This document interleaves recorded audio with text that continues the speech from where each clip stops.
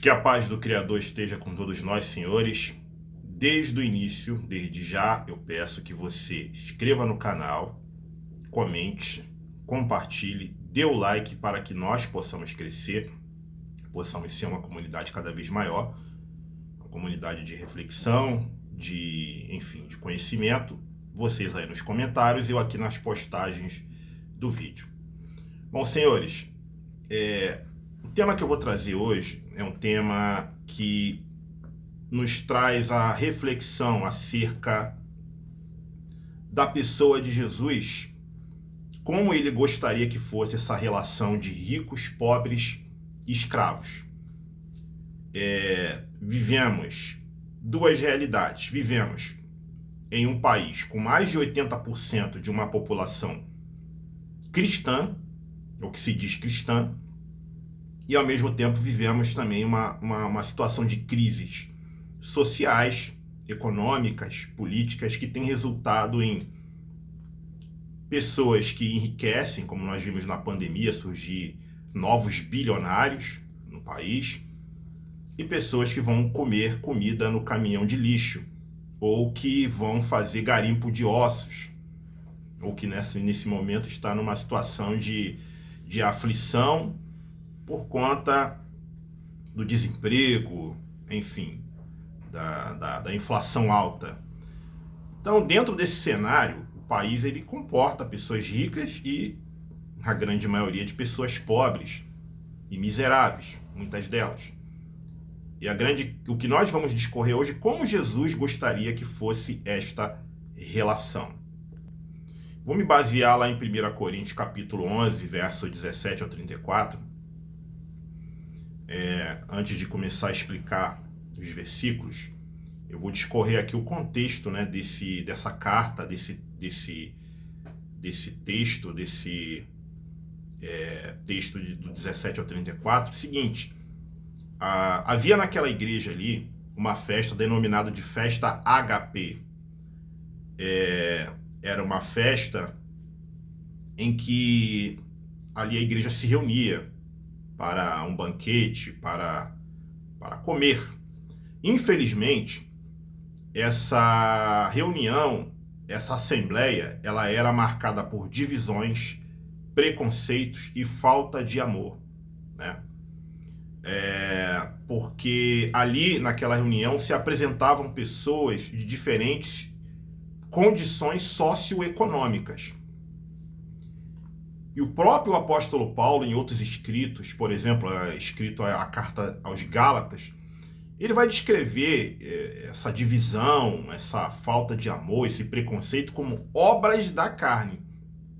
Então nós vamos ali identificar que a comunidade cristã de Corinto, ela era uma comunidade muito carnal, né? Muito carnal. Essa comunidade ela está inserida dentro de um contexto, dentro de um mundo greco-romano, né? E o mundo greco-romano ele vai apresentar sociedades marcadas por uma crescente distanciamento entre ricos e pobres, né? Você vai ter a realidade das províncias, né? O império vai se agigantando, vai dominando regiões, nações e transformando em províncias, e vai cobrar altas taxas de impostos para o custeio da sua máquina militar, da sua estrutura política, das suas elites econômicas, aí no caso os patrícios, eupátridas, enfim, você vai ter toda essa realidade greco-romana de províncias. Você vai ter o resultado disso com muitos miseráveis. Você vai ter muita miséria nas províncias. Até isso vai afetar os tempos de Jesus, porque a Judéia também era província romana. Você vai ter os proletários urbanos, você vai quer dizer, a desigualdade e a má distribuição de renda era uma realidade da sociedade greco-romana. Você vai ter proletários urbanos que vai morar em regiões pobres, em favelas, onde vai prevalecer a insalubridade, a falta de higiene, a baderna, a criminalidade. Você vai ter também a realidade dos escravos barbarizados, que vão ser despojos de guerra, né? O império vai se agigantando, vai dominando regiões, nações, e vão transformar em província, e dali vai se extrair muitos escravos para servir aos patrícios, aos eupátridas, às elites romanas. Então a gente vai identificar que a escravidão ela era muito comum nas nações antigas, né? E isso demonstrava uma face muito cruel, desumana e injusta, uma face social cruel, desumana, injusta ali dentro daquele cenário. Então os apóstolos eles vão percorrendo essas sociedades greco-romanas que envolvia cidade de Israel, Grécia, Turquia, Egito, Itália e tal, e ali vão fundando comunidades cristãs, né, calcadas nos ensinamentos de Jesus, né? Esse mundo greco-romano ele trazia, obviamente, a língua grega como a língua universal, né? O grego koiné, trazia a diversidade de pensamentos filosóficos, diversidade de governos, enfim, trazia o domínio militar e político dos romanos, trazia credos e cultos mitológicos e sistema social escravista. Então era dentro de um mundo desse que a igreja primitiva vivia, né? E uma vez que os cristãos primitivos não construíam prédios, eles usavam as casas para se reunir. Então isso é muito lógico você afirmar que a casa dos ricos era o local de reunião desses cristãos primitivos, porque eram casas maiores, eram casas amplas. Em Atos 1,15 diz que Pedro, quando falava aos seus irmãos, tinha ali aproximadamente 120 pessoas. 120 pessoas, e eles se reuniam no mesmo lugar, ou seja, numa casa. E a casa dos ricos tinha o átrio, tinha o pátio, tinha pátios enormes. Quando nós chegamos aqui na comunidade cristã de Corintos, dentro do texto aqui que eu vou desenvolver, ele vai, dentre muitas coisas que Paulo vai aconselhar, vai corrigir, enfim, vai doutrinar, ensinar, enfim, ele vai trazer essa questão aqui da ceia na igreja em Corintos, né? Como eu falei, era uma ceia marcada por divisão, preconceitos, falta de amor. O vocábulo que vai ser utilizado aqui para essa ceia de Corinto é deipinon. Deipinon, que no grego significa o quê? Janta, refeição, né? Só que essa refeição, essa janta, ela estava sendo marcada, como eu falei anteriormente, por divisões, por preconceitos, por falta de amor, por grupinhos, panelinhas, facções, enfim, falta de sensibilidade com o sofrimento alheio, algo que é totalmente condenado por Paulo, né? E ele vai trazer à memória os ensinamentos de Jesus, a ponto dele falar que os coríntios estavam se ajuntando para melhor, não, senhores, para pior, né? Embora a comunidade cristã estava reunida ali fisicamente, mas espiritualmente eles estavam divididos e sem amor ao próximo.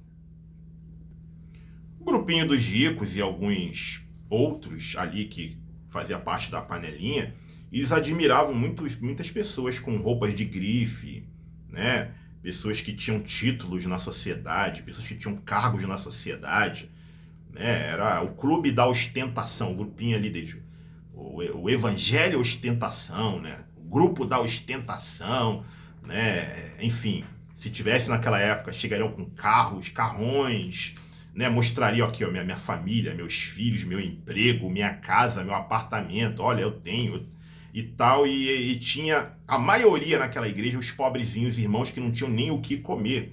Ou seja, Paulo chega a entender que ali eles não estão praticando a ceia do Senhor, porque a ceia do Senhor não é isso.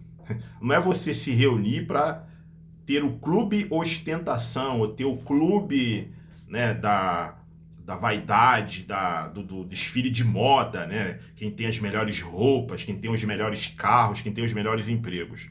Então o foco aí, senhores, era o clube da ostentação, era o clube, né, enfim, das panelinhas, das facções, a ponto de os ricos que chegavam primeiro na reunião, eles chegavam primeiro, né, do que os pobres, porque os pobres estavam trabalhando, os pobres, os escravos tinham que cumprir um dia de trabalho para depois ir para a reunião, então os ricos chegavam na frente. Então os ricos chegavam ali, faziam o churrasco dele, faziam uma churrascada, pegavam os vinhos importados e tal, tomavam, e a ponto que Paulo fala que eles se embriagavam. Quando chegavam os pobres não tinham nada para comer e passavam fome. Então, de um lado você tinha ricos bêbados e do outro você tinha pobres famintos.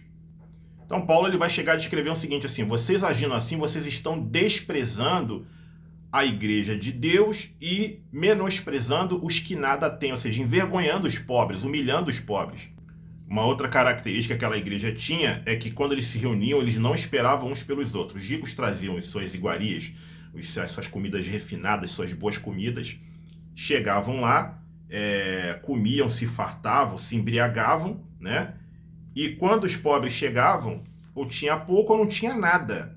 A ponto de Paulo falar que muitos naquela igreja estavam morrendo até de fome. Tinha fome na igreja. Então os ricos, eles se isolavam, né? E se fartavam nos seus banquetes, nos seus vinhos, enquanto os pobres chegavam lá e não tinha quase nada, ou não tinha nada. Então, nesse quesito de comunhão, de repartir, de compartilhar, eles foram reprovados.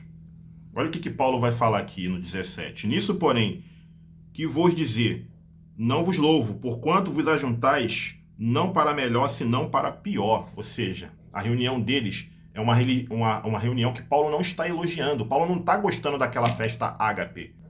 Olha no 18 e 19 que por que ele não está gostando. Porque, antes de tudo, ouço que quando vos ajuntais na igreja, há entre vós dissensões, e em parte creio. E importa que haja entre vós heresias para que são sinceros. Manifeste para que os que há sincero entre vós se manifestem. Então Paulo está dizendo que naquela reunião ali está vendo o quê? Dissensões e heresias. Heresia significa o quê, senhores? Facções, panelinha, partido, dissensão. Olha o que ele vai dizer no 20 aqui, ó. De sorte que quando vos ajuntais no lugar, não é para comer a ceia do Senhor. Ou seja, eles estavam reunindo e comendo de uma forma que Jesus não ensinou. Jesus não ensinou para praticar reunião e comer daquele jeito. Paulo vai trazer a memória deles como Jesus ensinou. O que ele vai dizer no 21 aqui? No 21 ele vai falar o seguinte aqui. Porque comendo cada um, toma antecipadamente a sua própria ceia. E assim um tem fome e outros embriagam. Ou seja, tinha fome. Os pobres eram a maioria ali. Então tinha muita gente com fome a ponto de morrer de fome. Olha o 22 aqui. Não tendes porventura casa para comer e para beber, o que desprezais a igreja de Deus e envergonhasse os que nada têm? Que vos dizei, louvar-vos-ei nisso? Nisso não vos louvo. Ou seja, por que Paulo não louva a igreja, aquela reunião nisso aqui? Porque de um lado você tinha ricos, bêbados e fartos, e do outro lado você tinha gente passando fome, que era a grande maioria, que era composta de pobres e escravos. Aí Paulo, no verso 23 ao 25, ele vai trazer a memória com dados obtidos por Lucas, que era o seu companheiro de viagem, que escreve suas viagens missionárias e que escreve um dos evangelhos. Ele vai trazer dados daquela última Páscoa que Jesus participa, onde Jesus vai focar o que ali? Na comunhão, no repartir e no compartilhar. Tanto é verdade que Paulo e Lucas vão usar a expressão fazer isso todas as vezes em memória de mim. Ou seja, trazendo ao memorial os ensinamentos, como Jesus ensinou como se deve se reunir e comer. E antes de chegar na explicação desse fazer isso todas as vezes em memória de mim, antes no verso 27, Paulo ele faz uma alusão lá a comer e beber indignamente. O que é comer e beber indignamente? Os ricos estavam comendo tudo, senhores. Não estavam deixando nada para os pobres. Outros irmãos com condição de trazer alimento para os ricos estavam devorando tudo. Ou seja, existia grupo na igreja que pegava o alimento reservado para os pobres. E Paulo, é por isso que Paulo diz, nisso eu não vos louvo.